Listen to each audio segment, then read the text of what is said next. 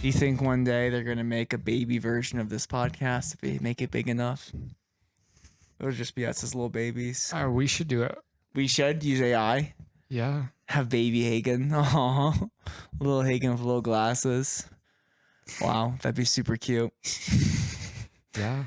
Well, welcome to the Calvary Chapel Salmon podcast. Hagen, how's it going? Pretty good. How are you? Good. It's been kind of a crazy week. Yes, it has. Just from like helping with that roof project and then into Sunday and then just kind of a weird week. Sure. Yeah. I just been feel like I've really been working every day, you know? Yeah. One of those weeks. Yeah. Where it's like you're just kind of going all day. Yesterday, me and Avery had to tear up our floor and then paint that room. And that just took all day. We did 2 coats of paint. Gotta wait for the first one to dry. So I just haven't been spending a lot of time in the office. Wow. But good thing my boss, I've been all alone. Wait, Hagen, can we not speak at the same time, please? Go ahead. Sorry. Okay, thank you. Good thing my boss is so forgiving and flexible that I don't always have to be in the office. So Such a good guy. Thanks for that, Hagen. I saw this online, which is really interesting. And it's this map shows babies talking. This map shows the median household income recommended for buying a 3-bedroom home. Whoa! So guess what? They recommend your income be in Idaho in order to buy the average 3-bedroom home. Sure. Let me think. So a 3-bedroom home is probably at least in the 30. We'll say like 35. 35,000? No. 350,000. Sorry, I was thinking 30. No, I'm just thinking that. No. And so if it's like I don't know. So we're doing like monthly mortgage? Like how much? How much should someone make a year in order to be able to afford a home in Idaho right now? Well, it's all about how much their mortgage is. What? Yeah. Let's just say they have to make at least 90. Wow. What was it? Well, according to this, and I have no idea who did these numbers, $163,000 a year. Shut up. I don't even make half that. Yeah. That's crazy.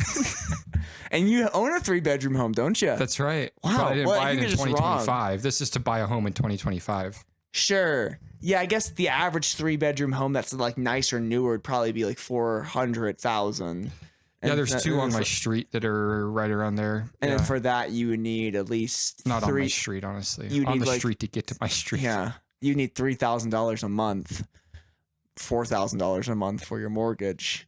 So you better be making at least. But then that's probably people who have like all these car payments and other debts and student loans. So that's probably just for people who are poor, stupid with their money. But guess what it is in Philly, or not Philly, but Pennsylvania.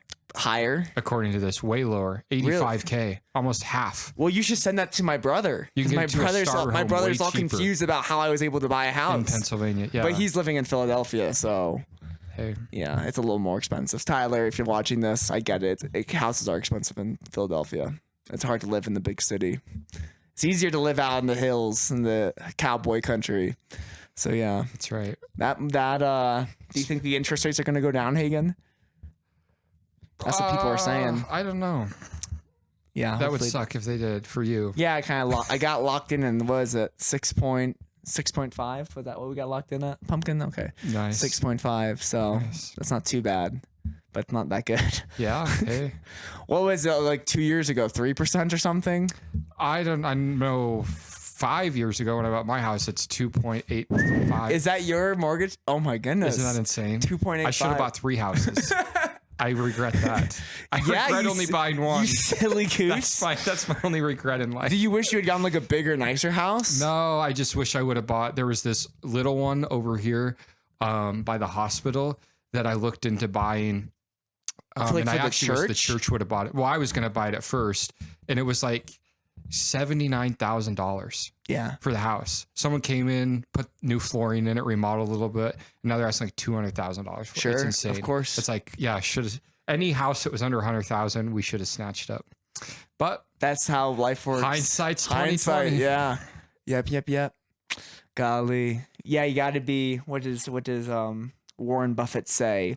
Be cautious when everyone's being When everyone's like buying a lot, be very cautious. And when no one's buying, like buy a lot. The idea is like if everyone's buying houses, just slow down. Don't buy a house. But if nobody's buying houses, that's the time to buy. Well, and that's true for most things, I think. And I think, yeah, probably. And I know that they tell you in the real estate world, that like in spring and summer, like houses go on the market more. That's but just up Taft right now, there's 3 houses that have for sale signs as of the last because it's spring month. Yeah. So that's just it's just like, whoa. I think it's true. Yeah, and when you Zillow, I've been getting way more notifications, which I need to turn off because I bought a house. You don't want to look. Yeah, it's like, you don't want to be like, what? Why didn't I wait? Nah, I haven't found any that's a better deal than what I got. Good. They all suck compared to what I got. Yeah, I'm glad you're happy. For sure, I'm very happy. Be a good deal for you. Yep. So today is going to be a little bit of a part 2. Is that correct, Hagen? Yeah, let's continue on what we started last week. Are you a little hype? Are you excited? Because by the end of last week, you were all like, yeah, it took me that long to get in the zone is the problem. So sure. I'm just kind of... Gotta rev you up. Yeah, I don't know what it's been, but you gotta it's pull your... What do you gotta pull to get you revved up? Pull your chain. Pull your chain. Pull your, what is it, on a lawnmower? Yeah. Okay. I don't know what it's been, if it's the weather or what, but like, in the mornings, it's just like, I'm not waking up. And what's weird is the birds are waking me up before my alarm clock. These birds outside in some tree are chirping by 5:45.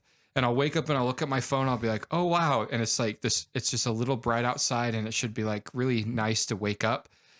And then I'll just be like, go back to sleep. And then that alarm goes off and I push snooze and it's like back again. And it's like, why can't I wake up? You got to get up on that. At least for me, you got on that first bird chirp. You got to get out of bed. Like if I go back to, so what I've done recently, and you actually might find this interesting, is I've downloaded this thing on my phone where it's like an alarm, but for the alarm to shut off, the only way to shut it off is for you to get up and scan a QR code in your house. Oh, wow. And I have it set for like my coffee, my K-cups out in the kitchen. So for my alarm, like if my alarm is going off, it's like, I don't want it to wake up Avery. I have to grab it and immediately go and scan the K-cup. It's like, well, I'm already up. Wow. Might as well start the coffee. Yeah, I've considered getting a normal alarm clock and having it across the room on my desk. Because my phone's just plugged in right here that I have on my dresser. Yep. So I can just grab it, look at it, whatever. But if it's like, you got to get out of bed. Well, that's what I used to do. And it works for like the first 2 nights or the first 2 mornings. But then you just quickly, your body just knows what to do. Get up, turn it off, get back in bed. And you don't even think about it. It's like, how did I get back in here? But by the time you're already turning on a light and at the coffee cup, it's like, okay. Well, Jordan, I'm concerned that you're going to set this alarm when we're on our trip to Philadelphia and you'll have no QR code and I'll be stuck listening to it. That'd be really bad. Yeah, I guess I'll just have to turn off my phone all the way. Yeah, don't worry. I'll find some other QR codes when we're in Philly. Okay. Yeah. Also, it's way easier to wake up when you're not in your own bed. You're just like, because you didn't sleep that good anyways. Yeah. So you're just like, where am I? I either sleep pretty good in hotels or absolutely terrible. And part of it's the smell of the sheets. Like sometimes it's like too much detergent or cleaning something. And it kind of just like irritates, like burns my eyes and my sinuses. Yeah. And I cannot sleep well. This eye's been burning ever since I did insulation. Speaking of eye burning, I'm pointing at my left eye if you guys can't see. If you're listening. I got the insulation. We did insulation in my roof and now it's like itchy. Yeah. It's It'll take a while to get that out of there. So I just need to not touch it. That's the worst. It's just like, ugh. My eyes are probably all red and whatever. Are they red? That one is. This one? Yeah. Yeah, well, that makes sense. Yeah. So that's the worst. So, Hagen. Our eyes are very sensitive. That's true. They're amazing machines. They're the best camera. They're the best camera in the world, and you got 2 of them. And both of them suck, so I need glasses. Okay, well, they work pretty good for most people. Yeah. No, eyes are very impressive when you think about how it works, because you don't see in your eyes, you see in your head, and in your brain. I see with my heart. Your brain's literally spraying up a new image every nanosecond. It's crazy. It's crazy how, like, because it's just a bunch of pictures, just like a video, just like what we're watching right now, or what you're watching right now. It's just like this really lots of pictures put together. That's what's going on in our head. And then when you sleep, you have dreams. And what's going on there? Yeah.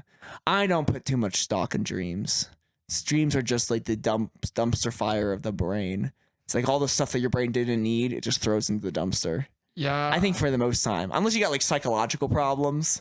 I mean, you were talking about your dreams just a second ago. Yeah, I have this reoccurring dream that that it's a Sunday, and I know I'm supposed to be at Calvary Chapel to teach, and I'm at the LDS church, and it's like I'm not supposed to be here. Like I got to find a way to get over to Calvary Chapel, and like everyone's like in the service, I'm just like outside in the lobby area, just like thinking, how am I going to get over to Calvary Chapel? Like I'm not supposed to be here at the LDS church.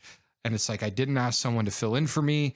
All these people are just waiting for me to get over there. I got to get, and it's just like, I just wake up and say, yeah. So it's very interesting. There's some people who would make a really big deal out of that and make a story. How I think it's because I think subconsciously I felt that way for a while in my adolescence, going to the Mormon church after getting saved for several years still, having a heart to be at Calvary Chapel. Like, and then doing these podcasts, and then I was listening to a podcast about Mormonism. It just stirs up all that in me. That makes sense. Yes, that's just like all this junk emotion in your brain that's still flowing around in there. Yeah. It's just, they just use that for the dream. But speaking of the Mormon church, I watched some interesting YouTube videos recently that you sent me. Oh, wow. About the Mormon temple and watching some people do some rituals. It's quite interesting. It's interesting. Very interesting. Yeah, they stand up like this. Is it what you thought?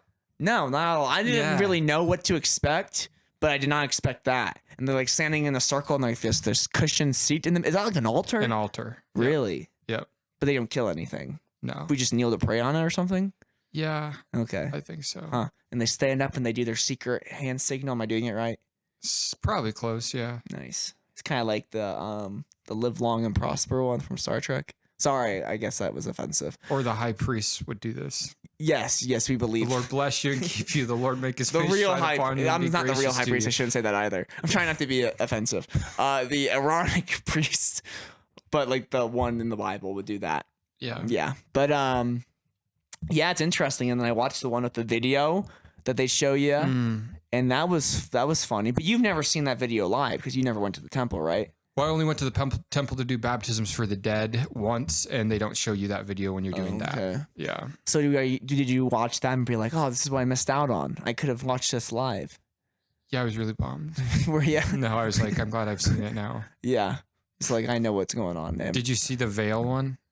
Yeah, the guy, it was kind of creepy. That's supposed to be God's hand. Yeah, a little so hand, little white hand sticks out. Doing a thing. So that's so creepy. That's what's really, and again, so the reason why this is going on is you're rehearsing now for what you're going to do one day. So you want to go so that you know what to do, so that when it's time to actually do it, you know what to do. In a similar sense, that's kind of how these Jewish feasts work for a while. God talks about kind of like how they're to be like rehearsals, and there's a liturgy and there's an order to it. I mean, the word Seder means order. There's a process. These things represent something. You're learning a lesson as you're doing these rituals. Well, very literally in Mormonism, it's like one day you're going to get to the veil from time and eternity, and God the Father is going to be there, and he's going to pass his hand through, and you need to know the right things to do in order to pass through the veil. So you better be paying attention, and you better go, and you better learn. That's really interesting. Well, one, all that stuff's very similar to Masonry. So, and I do know a Mason. I don't want to say who. Don't you say it if you know him, because you do. I do. I know a Mason. And we know you. And I would like to watch that with him and just see how he reacts. Because it is very similar. I mean, the heart of the ritual is exactly the same as far as the signs and symbols of what's happening in the Mormon temple. And that has to do with Joseph Smith being a third degree some degree Mason, high up there. And the Mormon apologists would say that the Masons stole it from Solomon's temple. If you remember, and this ties in with the treasure map on the back of the Declaration of Independence. If you remember, in one of the greatest movies ever made, National Treasure, the Knights Templar, the Knights Templar, these secret societies start happening, and they're doing these things. Well, literally, the apologetic in Mormonism is that they got these things from Solomon's temple. Masonry preserved them Judaism and Christianity lost these. They were restored back through Joseph Smith through the two roads that collided. Well, yeah, it makes sense to me. I mean, it's an interesting justification, but it's like, because in Mormonism, they're always doing the Mormon thing, even in the Solomon's temple, right? Sure. So in Solomon's temple, Sure. they're doing all the stuff they're doing in the temple today. Is that what they believe? They'd have to. Sure. Yeah. I mean, plus sacrifices. I mean, they would definitely realize in the Old Testament they were making animal sacrifices as well. But that's not needed. But they would also say like baptism for the dead. Yeah. And the veil thing with the handshakes and all the and all the secret handshakes and the new names. Yeah, all that stuff has just been lost. But it was happening since Solomon Adam. was doing it. Since Adam. Yep. Yeah. That's very interesting. That's what I learned in the video too. Adam learned some secret handshakes in the Garden of Eden. Right. And then Peter, James, and John were sent to see if he still knew them. And Satan was there trying to teach Adam the philosophies of man, which I thought was interesting because Adam's the only man. So I don't know. But I guess other men that used to exist on another world. Or right. Yeah, maybe. You got to think bigger. Sure. Yeah. Big picture. And then Satan was like, do you want to sell me these signs for money? And Adam's like, heck no. And then he's like, and then Peter, James, and John are like, good job. And then they report back to Yahweh, Jesus. Yeah. Because Yahweh's Jesus and God the Father's Elohim. Right. Sure. And that's like their literal first names. First name, yeah. So is Jesus his first name or Yahweh's first name? I think it's Jehovah. I'm sorry, Jehovah. Yeah. But Jehovah. Sure. And then Elohim. Is their first names? Yeah. So Jesus isn't his first name? Or it's just kind of like multiple names type deal. Yeah. Yeah. Okay, makes sense. Yeah. But yeah, so it's just like very interesting. And it's like, how would you sell the sign? Like tell Satan the signs, I guess. Yeah. Well, I think the whole premise is going on. Like, are you going to are you going to make money off of this religion? Like, are you going to now take advantage of people and sell? And that goes back to this premise in Mormonism that we're pure because we're not paying people. But we do require, if you're going to enter the temple, that you have to pay 10%. Yeah. So it's this thing like we're pure. We're not like money like all the other religions, but then we actually are. Sure. Maybe even more so. Yeah. So. And I wanted to ask, because I don't know when you watched the video, you were able to decipher, but like when Eve was trying to get Adam to eat the fruit, she basically said like something about like, hey, like if you don't eat this, I'll die and we won't have babies. Is that what she said? I couldn't understand. Definitely you won't have babies. Yeah.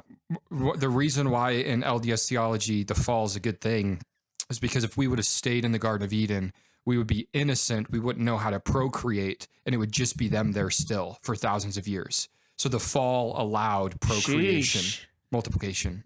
Because Adam and Eve didn't know how to shaboink before the fall? Yeah, that's the idea. Yep. So the fall was good because it allowed procreation. It seemed, pretty much any animals you put together, they figure it out. I don't know what it is. I don't think that's what anything. Yeah, I don't think that's a knowledge of good and evil. But yeah, that's the premise that Adam and Eve could be living perfectly in paradise right now, but none of us would have had the opportunity to gain bodies if the fall would have never happened. Sure, because the whole thing is like. Satan comes to in the movie. Satan comes to Adam first, which is interesting, and Adam refuses, which really makes guys look good. Like Adam's like, I will not do that. And then Eve's like, are you really gonna follow all of God's commandments? And Adam's like, yes, of course, all of them. It's like, wow, Adam, you're really a stand-up guy. Yeah. Eve sucks. No, I'm kidding.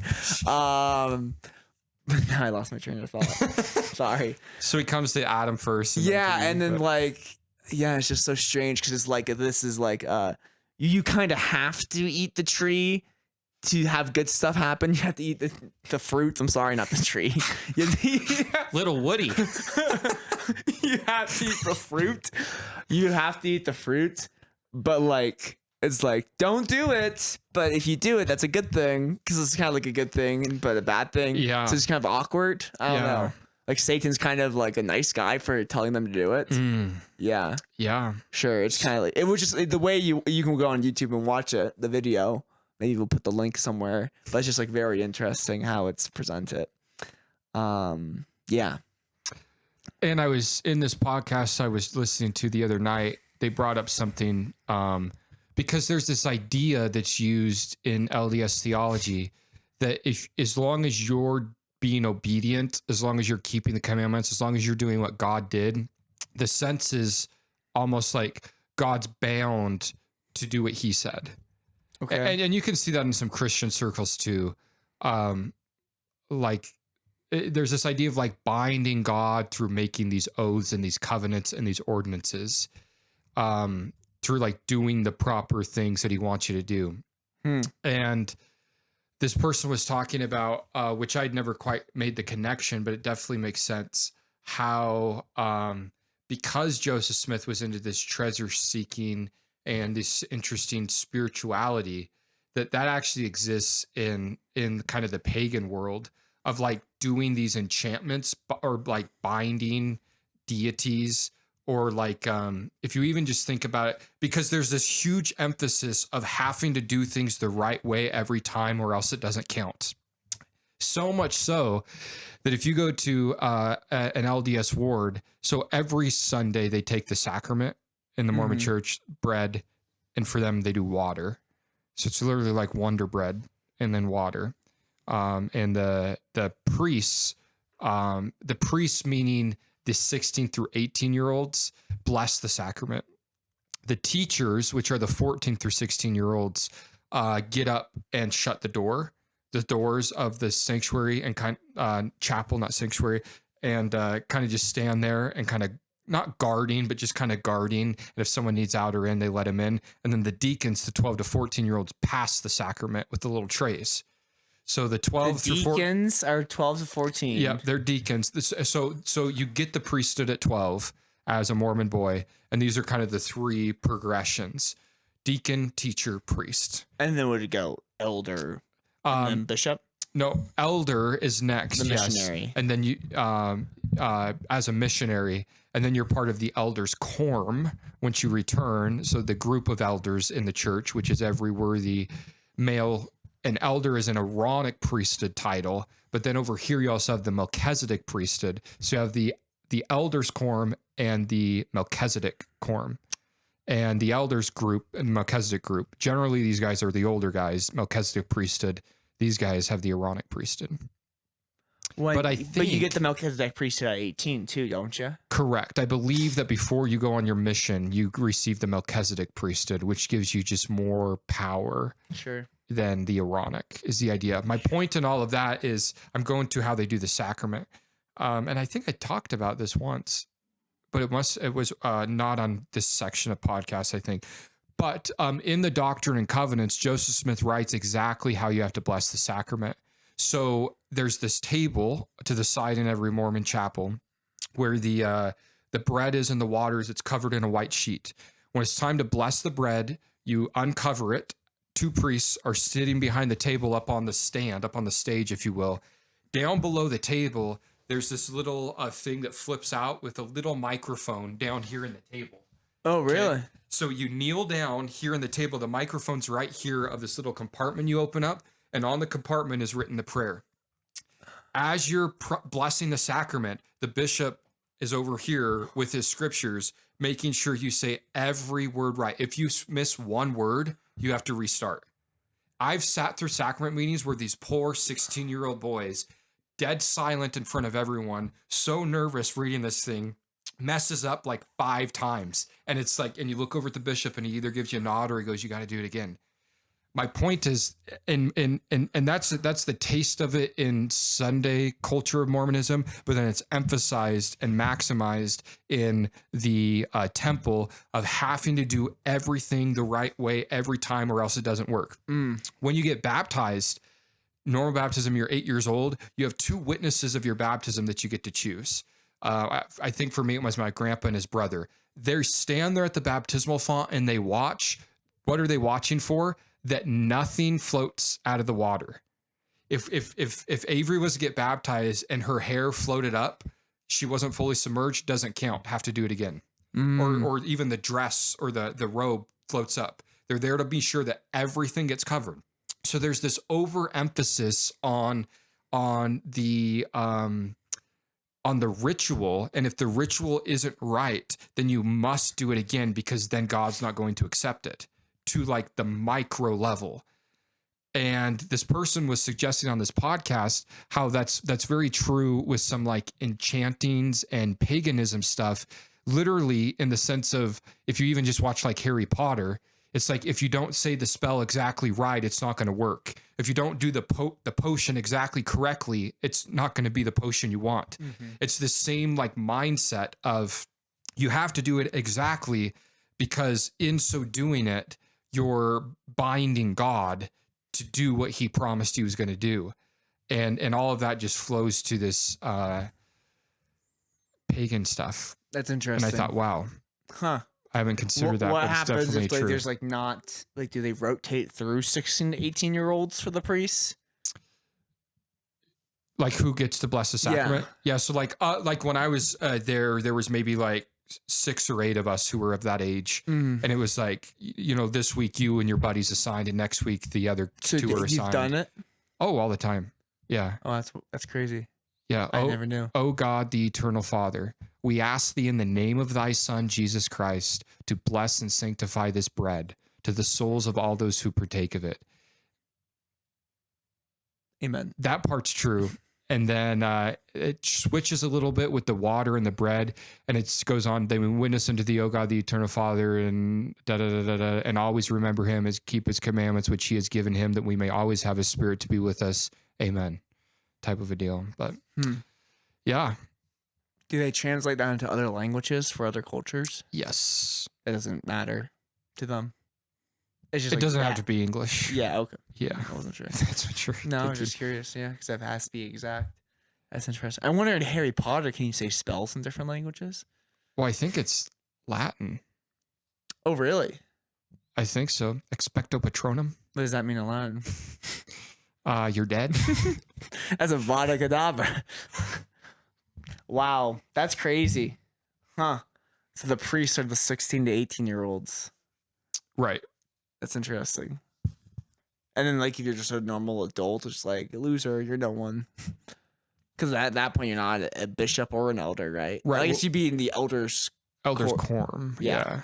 But if you just didn't grow up in Mormonism. And if there was no, like, younger kids, like, you can bless the sacrament, or you can pass it, or you can pass the sacrament or whatever. Yeah. But they just, well, that's just cute. They just like having the kids involved. Right. No, it's part of the priesthood program to raise them up. Mm-hmm. Yep. It's like, now that you're 12, your responsibility is to pass the sacrament, and you need to be worthy to pass the sacrament and to have this priesthood. So you better be living right, and you better not be doing things you shouldn't be doing. You better not be, and there's this kind of this pressure, but it's this pressure to try to continue on in like closeness and worthiness, so that you can keep, not in a negative way, but conditioning them to keep just moving up in the process. That makes sense. That's a smart system. Yeah.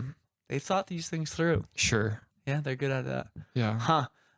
Do you get any responsibilities while going through the temple, or no? That's just completely run by some bald guy. Do you get responsibilities when going through the temple? Yeah, like if you're like a younger kid, is it different for you? I guess you can't go till you're 18. Right. Well, once you're 12, you can go do baptisms for the dead. Okay. Boys or girls. But that's it. You can just do that aspect of temple work. Mm-hmm. But you have to be 18 in order to do your endowment. Okay. Yep. So, what do you want to talk about? Do you want to talk about the videos some more, or? Yeah, I mean, we can. What are you fired up about? Yeah, I mean, just this. Just once you kind of see it or become aware of it or read about it, and you're like, okay, this is what's going on, and then just really going to what we have here. Oh. In the Word, not your iPhone here, and realizing, as someone who's just on the outside now looking back in, it's just like sad and a bummer to be like, literally Jesus died to set you free from any of this or from all of this, and you're there and you're meaning well. I mean, people from here drive 3 hours in one direction just to get to a temple so they can do the process, so that they can try to be well pleasing to their Heavenly Father, drive back home, And it's like all of that is vanity. It's empty religion. That is that doesn't have to be, and it's just sad. Sure. Yeah, maybe I thought of this recently, like in Hebrews 10:14, which I read last time. I think it says like Jesus Christ by one offering has perfected forever those who are being sanctified. It's like religion. How long? Forever. Wow. It's good. Perfected forever. It's good. Those who are being sanctified. We talked about that, young adults, which is forever good. Perfected. That's good. Yeah. Religion can't look at someone and tell them they're perfect. Right. They can't. You can't say that because of what Jesus did. Because then there's no point. Yeah. Yeah. Religion. It's like you go to a Chick-fil-A and they go, "You're already full." It's like, then I guess I don't need you. Yeah. Because in all sense of religion, they're trying to sell you something. And if you tell someone you're perfect in Jesus, they lose all power. They lose all control. Yeah. They don't need you. That's good. Yeah. So. Yep. So you're perfect. We are perfected in the beloved. Isn't that accepted good? In the beloved? Actually, is what he says. But that's good. Yeah. Sorry, my phone's going off. Where is it? Oh, it's all we're using it as a camera. Does it still work? Oh no.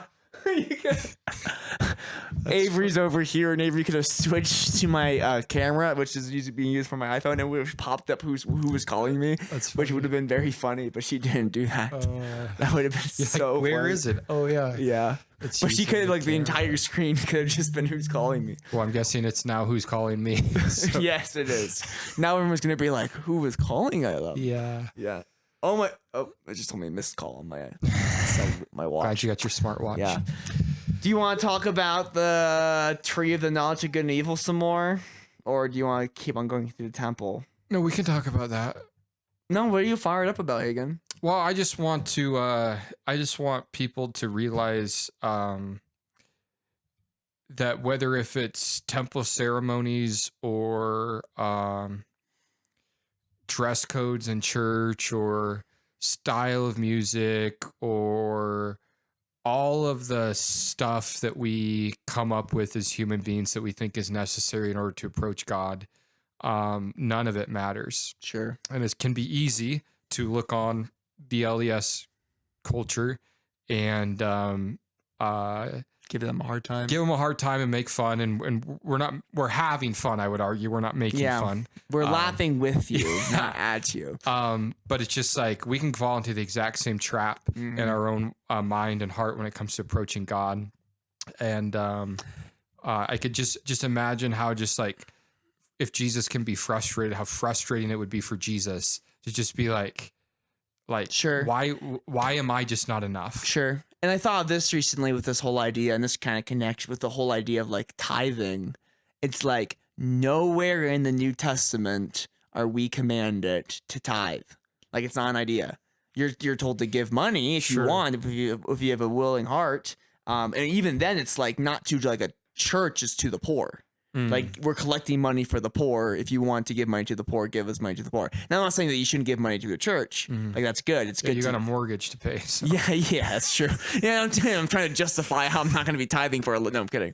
It's just like, but somehow and I've even like gotten my own heart. Like if I'm not giving God 10%, then there's a problem with me, or I'm lesser or something, or it's a sin. It's like, wait, no, it's not, because it's a gift. And it's like, and I think like on the little checks, like I've started doing this. I don't write tithe anymore. I write it's a gift, because there's nothing that's not like if you write tithe, it's like, well, I'm required to do this. Like for me to be a good Christian, I have to do this.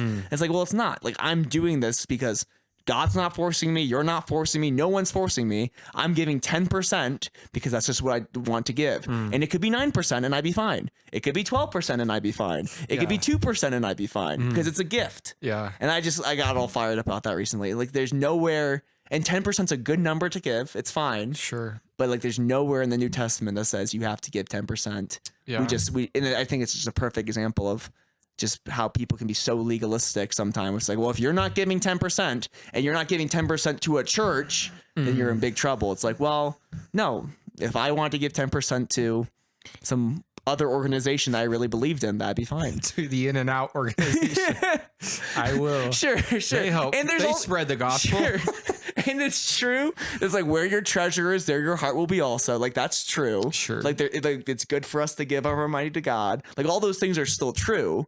But to lay this trip on people where it's like, well, 10%, it's a tithe. Everyone needs to be tithing. It's like, well, that idea is not in there. It's a gift. Yeah, I know 100% sure for one church, I know many others operate this way, that they take 10% out of their employee's paycheck every pay period. Automatic tithe, we just deduct it for you. That's interesting.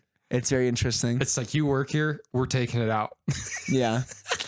And it's like, if that was a command in the New Testament to be like, sure, that's fine. Let's just make sure the people who are working for you are biblical, but it's not. Yeah. Yeah. It's like, so you don't want me to start doing that? No, because it's not biblical. Okay. Nowhere in the New Testament does it say that you're entitled to 10% of my money.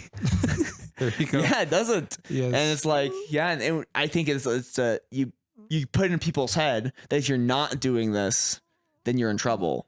And it's very similar to the Mormon thing where it's like, if you're not doing all these things, you're in trouble. Where it's like, well, it doesn't say that. And it's just like, yeah. So, and I think it's a slippery slope because if you make that the only verse in the Bible, God says, test me. That's the Old Testament. Out of context. Test me and see. Well, because under the law, they had to, right? Sure. And that's a big, I get all fired up about this because under the law, you had to give 10%, but we're not under the law. That's right. Kind of a big deal. Yes. And so to say that you still have to give 10%, is legalism, and it's dangerous. Yes. So do you think though, if you eliminate the specificity, but you keep the heart, and it's like, okay, forget the word tithing, forget the word 10%. I would argue that principle wise, though, it's still true that that if you trust God with your finances, that He will bless you. Sure, you should give a gift to God because you love Him. You should. Yes. And where your treasure is, there your heart will be also. Yeah. And I think that's completely true. Yeah. But it's a gift. And the second a gift's required, or a second a gift's that demand it, sure, it's no longer a love gift. It's you have to do this. Yeah. Or else you're not in good standing with me anymore. Sure. Yeah. It's like if I wanted to give you a gift of money, and I could do that whenever I wanted to. But the second you're like, well, Jordan, you really need to do this or else we can't be friends. Then it's not a gift anymore. It's ooh, this is weird. I better give you the money. Yeah. So yeah, I think the heart is like, sure. And I think 10% of your incomes are perfectly fine. Like, I think it's a great amount, and that's what I give every month, but it's not, but I just think I just don't think we should like put this over, and we don't, which is why I'm happy that you do what you do. But like, we shouldn't put this emphasis, well, like it's tithe, that you have to give tithe, and like the word tithe like kind of has this like, if you're a good Christian, you're tithing, and like, are you tithing, and like all these things. And it's like, I think that has a stigma attached to it. So that's just my hot take of the day. That's good. Nice. Yeah, I don't know. So, and there's people who I know who don't always tithe. And I try not to look down, and like, and that's another thing. When like, if some, like in the past, people have told me that, and like I look down on them. It's like, oh, well, you're not tithing, and it's like, I'm better than you, and I need to check myself and be like, wait, that does not, just because another Christian isn't doing this doesn't make me better than them, because this is just a rule that I'm believing that I've said is in the Bible. That's not. So like, I'm not better than them. If I'm tithing and someone else is not. Yeah. The hard part about this stuff, and this is where it comes to like personal conviction and then your own experience, because it's like if you have been giving to the Lord faithfully, consistently, and you recognize His blessings in your life, you have a desire to see that in other people's lives. So when you could hear that they're not doing it, you're thinking, you're missing out on these experiences I've seen God do through me by taking my not enough and making it enough because I've gave to Him.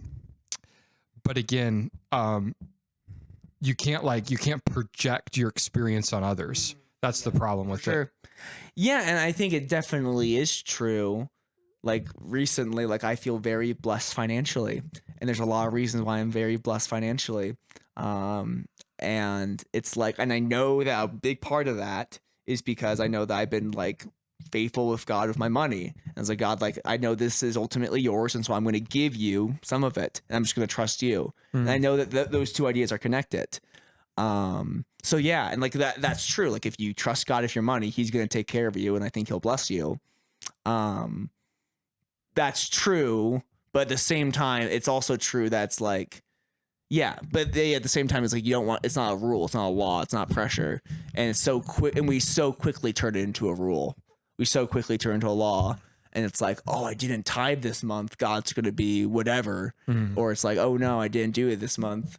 And it's like, yeah, and what you said's good. Like it's a conviction.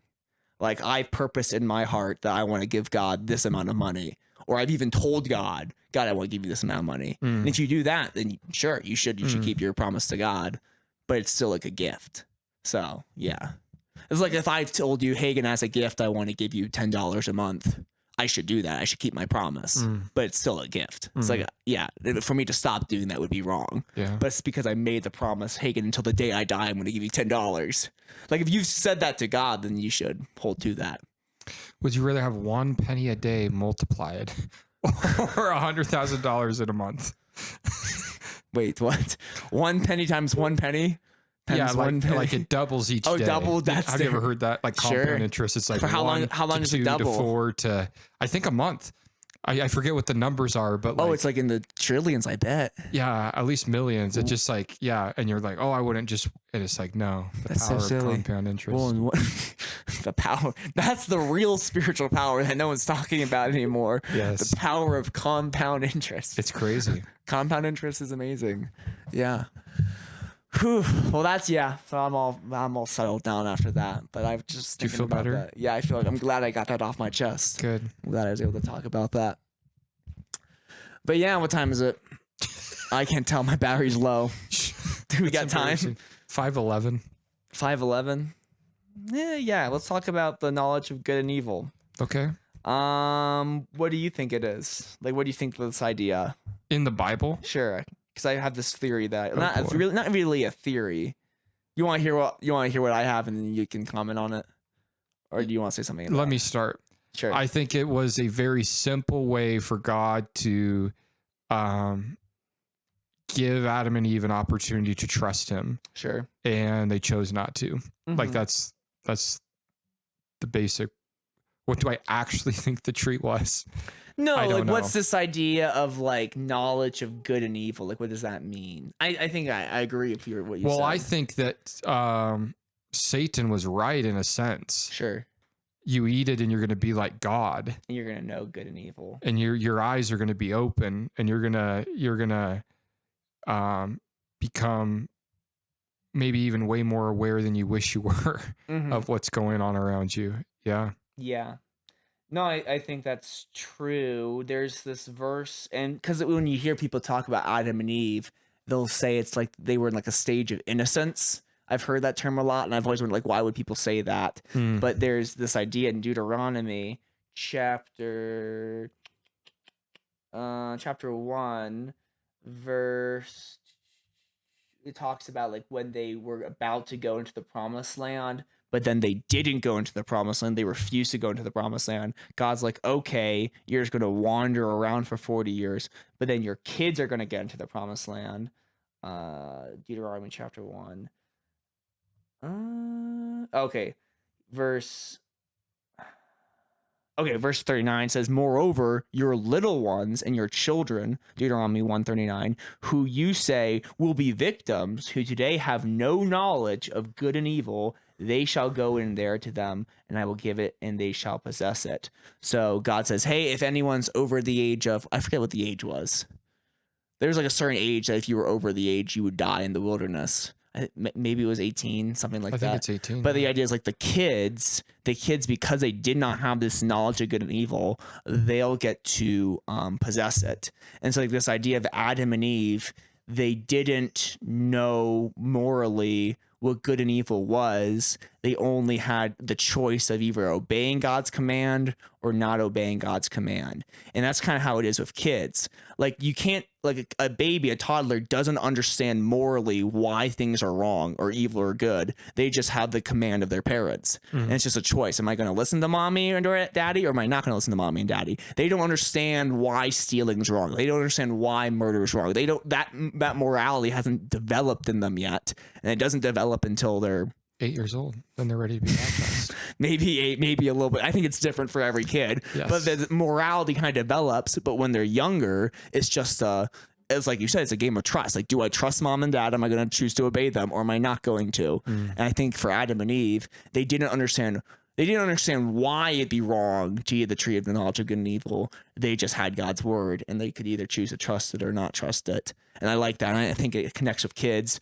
Also, in the end of Jonah chapter 4, God says, should I destroy Nineveh, in which is like 30,000 or like a lot of kids who don't know their left hand from their right hand. Like, God's like, I'm not going to destroy these kids because morally they haven't gotten there yet. Like, they're still just kind of trusting their parents, so they're not responsible, which is another reason why we believe that children die, they don't go to hell, because they haven't reached this age of accountability. They haven't eaten of the tree, we could say, where they're morally conscious about why their decisions are wrong, but yet still making their wrong decisions. So when they die, they're still innocent. So not sinless, though. It's not sinless, nope. But you can be ignorant of a law and still break the law. Sure. Like, you can, like, I think there's probably a lot of good examples of, like, speeding. Like, you can be going like 100 miles an hour and not see any speed signs and not know that you're speeding, but still breaking the law. And you should, like, you still broke the law. You're still guilty, but you just didn't know. And so that's how kids are. They're breaking the law all the time. They're lying and they're doing all these awful things, but they just don't know yet. So you treat them differently than the person who sees all the speed limits and still breaks the law. Like, it's a different case. So. Yeah, and God doesn't owe Adam and Eve an explanation on what the tree of knowledge of good and evil is. He's just like, trust me. Right. And they're like, nope. And I also see it kind of. God doesn't owe you an explanation. Ooh, that's true. Yeah. And I kind of also see it like, hey, like, if you eat of this tree, you're going to die. But like Adam and Eve, they don't know what death is. So when they heard God say die, it probably just meant to them, like, leave me or not be around, or just something bad, negative that has to do with not being around me. So I kind of see it as like, hey, Adam and Eve, we get to be together forever. But if you want out, if you don't want to be in this relationship anymore, here's your way out. It's the tree of the knowledge of good and evil. So I kind of see it as long, also with the idea of trusting me, but like, hey, Adam and Eve, you're not forced into this relationship to love me. If you want out, here's your way out. And that's, they have to leave when they eat the tree. So, yeah. And they took it. And they did, because they listened to that bald-headed man, that snake, who in the Lucifer video was a bald white man. Hey. I'm sorry, on the Lucifer video, the LDS video. Even a bald black man. I was thinking about that. Like, all these characters are white. Adam and Eve, white. Peter, James, and John, very white. Lucifer, white. It's like, why is everyone white? Yeah, good. But you said that video is like scripture to them, right? Yeah. But it's changed. Yeah, it gets updated. Yeah. That's interesting. I'm sure the heart always stays the same. Yeah, I think so. Yeah. Well, there you go. Yeah. Anything else you want to say about the temple? What are we going to talk about next time? Well, it depends on where we're at next time. Sure. Oh, yeah. We might be doing this on location. We might be in Philadelphia recording our next podcast, but we don't want to make any promises. Yeah. Yeah. Well, no, Josh, if you're listening, pull through for us, buddy. We want to be there. Yes. Yeah. So cool. Well, I think we have church service to get to. We do. It's a Wednesday night for us. Yep. In our dimension, it's a Wednesday night. Yep. In yours, it's a Friday. Probably. Yep. Maybe it's a Saturday. Maybe you watch this a day later.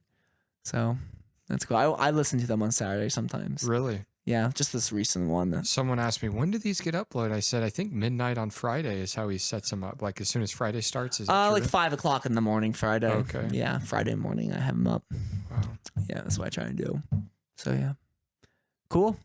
Well, thanks for chit-chatting, Hagen. Thank you, Jordan. Yeah. And don't tell me to tithe 10%. Or else I'll go crazy on you. Yeah, we don't want that. Okay, good. We don't want you to go. But if the entire church did tithe, oh yeah, we'd be able to solve all the world problems. Yeah, well, we'd probably just hoard all the money. If everyone gave like you gave, would it make things better or worse? That's a good question to ask. That's why I'm better than all those non-tithers. Yes. Yes. Good. Cool. Okay. Well, thanks for watching. See you guys later. Bye-bye. Bye.